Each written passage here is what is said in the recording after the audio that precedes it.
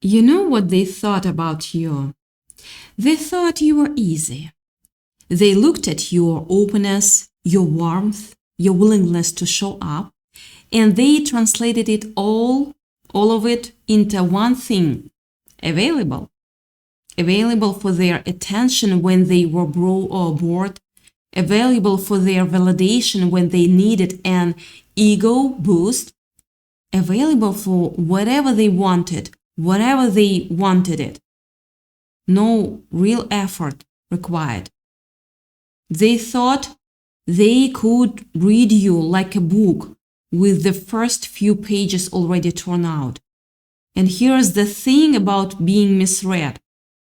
It stings in a way that's hard to explain to anyone who hasn't lived it. Because it's not just they got you wrong. It's that they got you wrong in a way that revealed exactly how little they were paying attention. You ever notice how some people don't actually see you? They see a projection.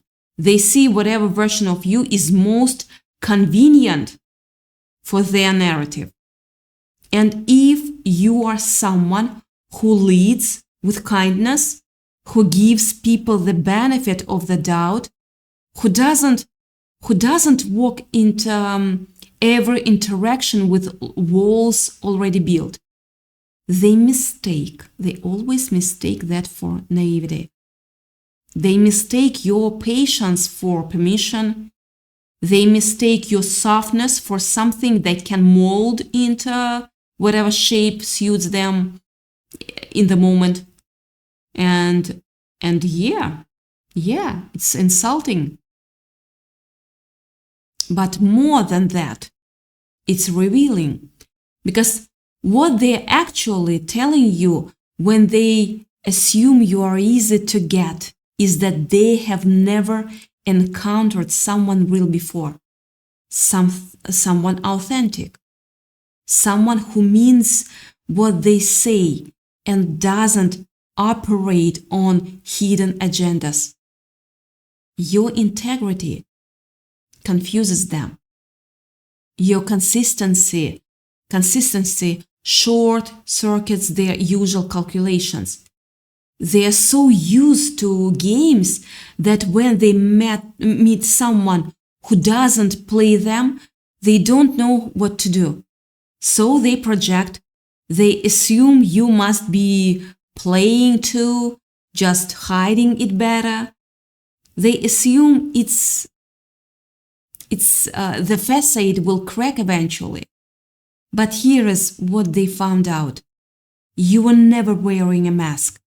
What they saw was what you actually are. And that realization, when it finally landed, that's where everything started to shift. I want to sit with that for a second because this part matters. When someone misjudges you, when they stereotype you as sexual, available, or promiscuous simply because you are warm, simply because you are kind, simply because you don't lead with suspicion, that's not a small thing. That's not just misunderstanding. That's a fundamental disrespect of your character. And you felt that. You felt the weight of being reduced to something you're not. You felt the quiet fury of being seen as a conquest when you were offering genuine connection. And maybe you don't say anything at first. Maybe you let it slide because confrontation felt like too much. But internally something was recording every instance. Every time they dangled attention like bait. Every time they tested your boundaries to see if they'd bend. Every time they assumed your kindness meant you didn't have standards. You do have standards. You have always had standards. Period. And your self-respect isn't something that announces itself loudly. It doesn't need to. It sits quietly in the background, collecting evidence, watching patterns, and waiting. Not waiting because it's passive. Waiting because it's discerning. Waiting because when it finally moves, it moves decisively. The thing about being objectified, and let's call it what it is, that's what we are talking about. The thing about being treated like you are easy to get is that the person doing it reveals their own emptiness. They show you that they don't understand depth. They show you that they see relationships as transactions. They show you that their idea of connection is interaction, extraction. What I can get from this person, how little can I give? How much can I take from before they notice? And yeah, for a while they probably thought they were succeeding. They probably thought their manipulation was working. They probably mistook your grace for gullibility. That's where they miscalculated. Because understanding someone's wounds doesn't mean you're willing to become one. Seeing the good in someone doesn't mean you will accept less than you deserve. And people who love deeply, people who attach sincerely, are often the same people who detach cleanly when they realize their depth is being treated like a resource to explode. So there is what they didn't account for. Your empathy was never weakness.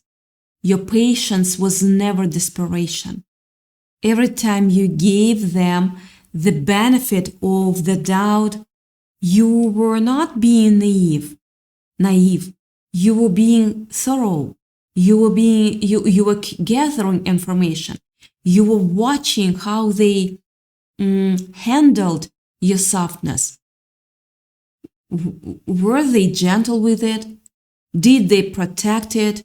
Did they value it? Or did they treat it like something they could take for granted? And when the answer became clear, when the pattern became undeniable, something shifted inside you. Not loudly, not dramatically, quietly. Almost you stopped hoping they changed. You stopped explaining yourself to someone committed to misunderstanding you. You stopped offering depth to someone who only knew how to skim surface. You didn't become cold. You became discerning. And that distinction is everything. I'm trying to find the right way to say this because it's subtle, but it's also maybe the most important piece of this whole thing. When you are someone with integrity, when your word is your honor, and you actually stand behind what you say, you assume other people operate the same way. Not naively, hopefully. You assume that when someone says that they value you, they mean it. You assume that when someone pursues you, they are genuine. And when they are not, when it becomes clear that their words were just sounds arranged strategically,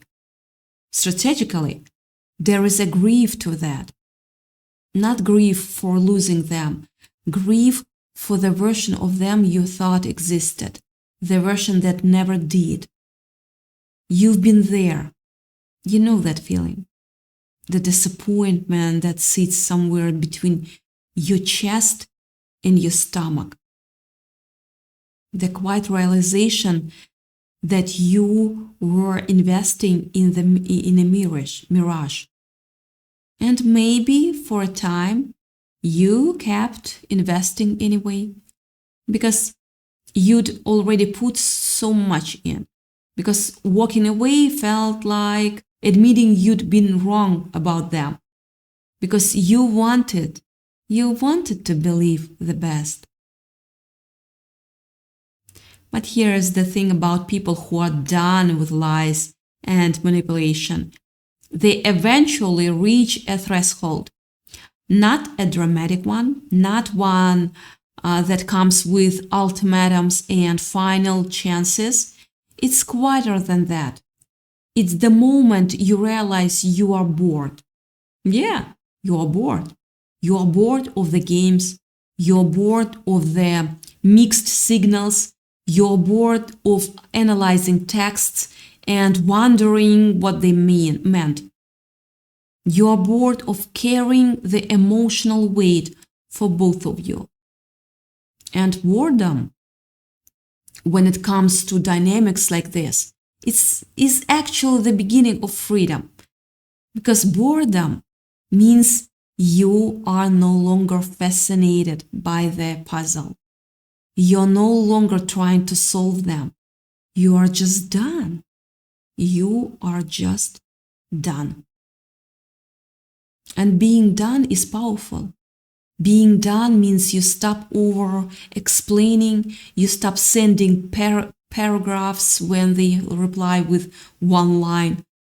You stop making yourself available at hours that only serve their convenience. You stop being the one who always understands, always forgives, always gives another chances. Not because you're bitter, because you are clear, because your integrity, that core part of your identity that can't be bought, finally demanded that your actions align with your worth. They didn't see this coming. They couldn't. People who view others as easy to get don't understand self-respect when it's quiet. They only understand reactions. They only understand drama. They only understand emotional explosions that they can label as crazy or too much. So when you didn't give them that, when your withdrawal was calm, composed, and consistent, they had no framework for it. Their usual playbook didn't apply. They couldn't dismiss you as emotional because you were not emotional. They couldn't paint you as unstable because you were the most stable you'd ever been. They couldn't even accuse you of playing games because you were not playing anything. You'd simply stopped participating in theirs. And that right there, that's the reversal. That's the moment the hunter became the prey. It didn't happen overnight. It probably started with something small. A text they expected you to answer quickly, that you took your time with. A story you didn't view, a silence where your reassurance used to live. And at first, they probably didn't notice consciously, but somewhere beneath their awareness, something felt different, something felt off. The emotional gravity that used to pull toward them was no longer operating. You were no longer orbiting their inconsistency.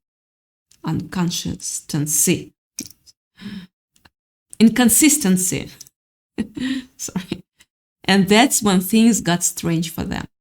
Because people who rely on control to feel safe, people who need to be less invested one, the one with the upper hand, they fall apart when the dynamic shifts, not dramatically, not in ways you can always see from the outside, but internally. They start checking their phone more. They start wondering why you haven't reached out. They start replaying old conversations, trying to figure out where they lost you. The same uncertainty they used to trigger in you, it's theirs now.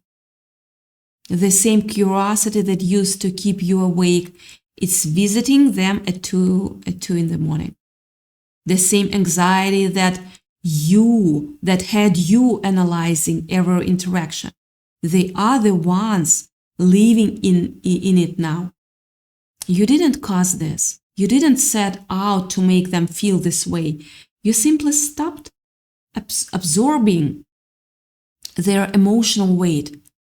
And when you stop buffering someone's behavior, when you stop cautioning their unconscious inconsistency with your understanding, that weight doesn't disappear. It returns to its source. It goes back to them. And suddenly they are the ones sitting with discomfort. They are the ones wondering what you're thinking. They are the ones feeling the absence of something they assumed would always be there. That's the psychological reversal. It's also a physics. The hunter becoming what they once hunted. The pursuer realizing they are now the one chasing. And they never saw it coming because they never respected you enough to imagine you were capable of walking away. Let me tell you something about that word, respect. Real respect. Real respect isn't about admiration. It's not about liking someone. It's about accurate perception. When someone respects you, it means they see you clearly. They understand your boundaries. They recognize your strength. And the painful truth is that some people can only respect you once you've left. Some people can only see your value when access to you is threatened. That's not a reflection of your worth. That's a reflection of their limitations. And here is where it gets even deeper. When you step back, when you stop chasing, stop proving, stop performing for their approval, you create a mirror. I know you already heard about that. A mirror. They have to sit with themselves. They have to feel the weight of their own behavior without you there to soften it. They have to confront the possibility that they misjudged you, that they underestimated you, that the person they thought was easy to keep is fully capable of walking away with grace. And grace is what makes this so unsettling for them. If you had been bitter, they could dismiss you. If you had been dramatic, they could justify their distance. But composure, calmness, a steady, grounded energy that doesn't flinch in their direction, that's disarming in a way they can't easily process. You're not waiting for them anymore. You're not organizing your life around their potential return. You're not hoping they will realize what they lost. You've moved into a phase where your energy is protected, not out of fear, but out of wisdom. You are consciously choosing who gets access to you, You are not letting low vibrational people, narcissists, narcissistic personalities, or anyone who treats you like an option get anywhere near your inner world. And that's not punishment, that's discernment. The shift is internal. It's the moment you stopped measuring your worth by their consistency. It's the moment you understood that being easy to love doesn't mean being easy to manipulate. It's the moment your self-respect stopped being negotiable. And whether they come back or stay distant, whether they realize what they lost or bury it under distractions, it almost doesn't matter. No, doesn't matter. Because the real outcome was never their reaction. The real outcome was your transformation. It was you realizing that your depth deserves reciprocity. It was you understanding that your empathy doesn't obligate you to tolerate disrespect. It was you finally giving yourself the same grace you'd been extending to people who never earned it. That's what changed everything. Not their awareness, yours. Yours, my beautiful soul. So when you look back at this situation, when you see them starting to orbit again, liking your posts after a month of silence, sending casual messages that pretend nothing happened, you don't have to react. You don't have to confront.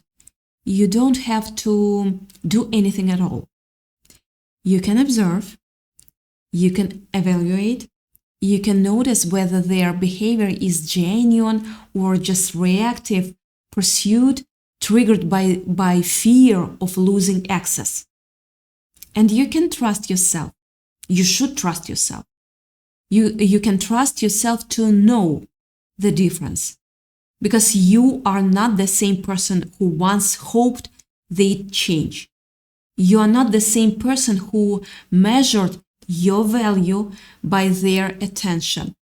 You are someone who learned that the quietest person in the room is often the one who surprises everyone when they finally decide they have had enough. And you decided calmly, cleanly, without needing them to understand or approve. They thought you were lustful and easy to get. They thought your warmth meant you had no boundaries. They thought your kindness meant you could be played. But kindness without boundaries is just self-abandonment. And you stopped abandoning yourself. You started protecting your energy. You started aligning your availability with reciprocity. My God. You started understanding that not everyone deserves a front row seat to your life just because they showed interest once. That's not coldness. That's maturity. That's what happens when someone who loves deeply also learns to protect deeply. That's what happens when integrity meets discernment. That's what happened when the person they assumed would always be there quietly, powerfully, and permanently shifts. And now they are the ones wondering, they are the ones checking, they are the ones feeling the absence of something they never appreciated until it was gone.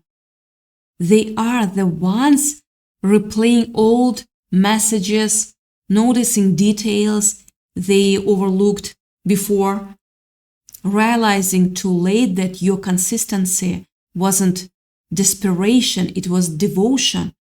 And devotion, when it's no longer offered, leaves a void that casual attention can't fill. You didn't create that void to hurt them. You didn't withdraw to teach them a lesson. You simply chose yourself. And in choosing yourself, you accidentally held up a mirror they were not ready to look into. Whether they look or not, that's on them. Their misjudgment, their assumptions, their failure to see you clearly. That's not yours to carry. That's not yours to fix. That's not even yours to understand. Their perception of you was never an accurate reflection of who you actually are. It was a projection of their own limitations. And projections fade. What remains is you, grounded, clear, unbothered by opinions that were never based in truth to begin with. The version of you they assumed was easy to get, the person never existed. The version of you they are now realizing they lost, that person was real.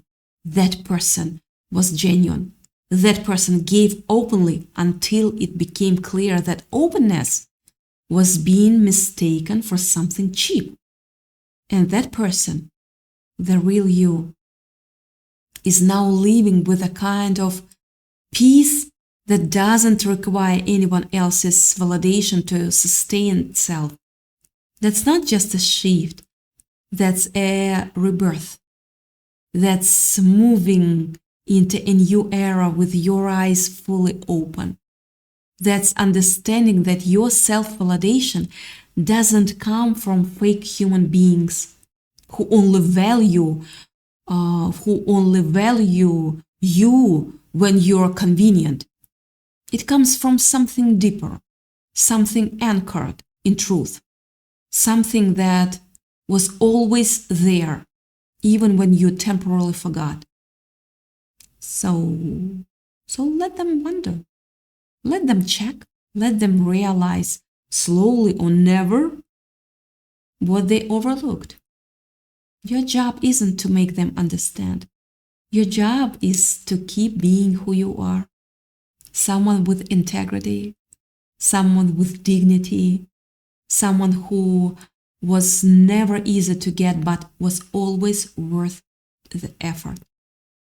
The right people will not need to lose you to see that. And the wrong people, they were never going to see it anyway. That's on them. It was always on them. And you are free. You are free, my beautiful soul. We are free.